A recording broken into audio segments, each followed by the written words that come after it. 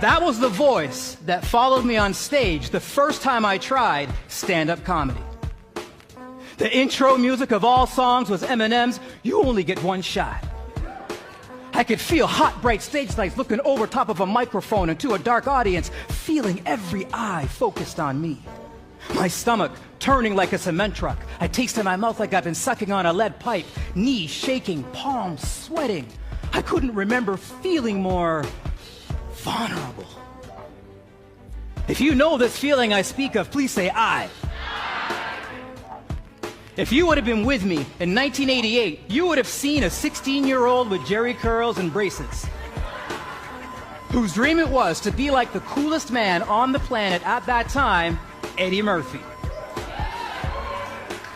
You ever have something you're going to do one of these days in your life, a self-actualized you that wants to live what you dream about?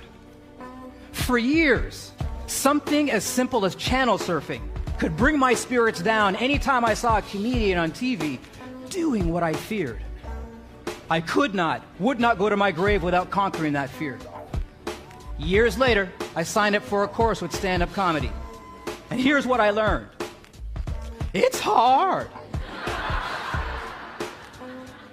When you step outside your comfort zone, you can hear the voice of limiting belief. Am I really good enough? Do I have what it takes? How am I going to look if I mess this up? It's like weathering a storm. See, most people, most animals will run for cover when a storm comes. But the eagle is the only bird that will spread its wings and fly into the storm, using the winds, using the currents to soar to even greater heights. If you can learn something from the eagle, please say "I."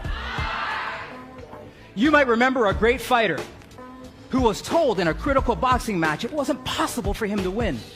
This was his response. "Sonny, listen, you ain't no champ. You a chump.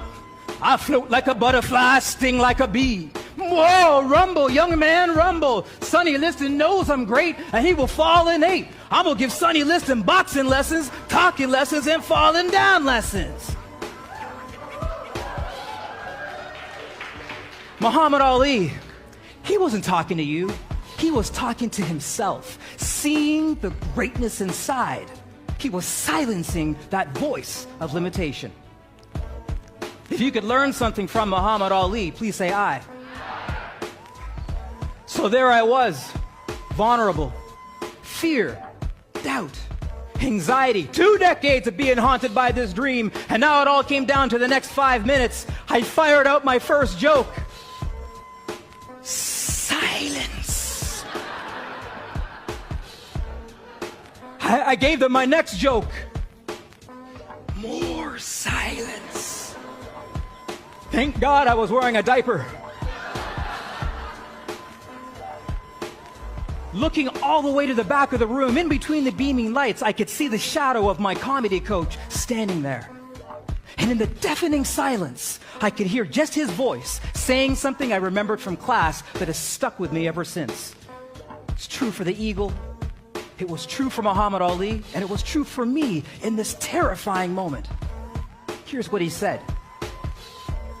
Anything worth succeeding at is worth being vulnerable. Anything worth succeeding at is worth being vulnerable. I went off script. I looked into the eyes of the audience and I asked them, am I in the right room? And that's when they laughed. So I fired another joke and then another, and they were laughing. 4 minutes and 37 seconds later, I walked off that stage, 10 feet taller than when I came on. My mother jumped up and said, look, my son, he's still growing.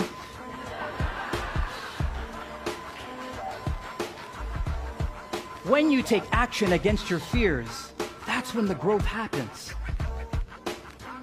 What dream, what vision, what breakthrough could you have that would cause you to feel as though you were 10 feet tall if you could just push past that feeling? A vision, anything. It could be to get on the Speaker Slam stage. Maybe you just moved to Toronto and you want to get to know people, to reach out there. Whatever it is, you put yourself out there, you feel vulnerable. A common ingredient in anyone's success is not being afraid to fail. When you are connected to your purpose, surrounded by people who are on the same mission as you and committed to taking the steps. There is no failure, only succeeding or learning. Can I offer you a gift? 3 steps that you can take to diminish fear and failure and move faster toward your goals. Are you ready for the process? Are you ready for the process? Number 1, decide whatever you want to succeed at really is worth being vulnerable. 2, get a mentor. Make sure it's not just anyone, but someone who has success in the area that you want. And 3, be vulnerable. Anything worth succeeding at is worth being what? Thank you.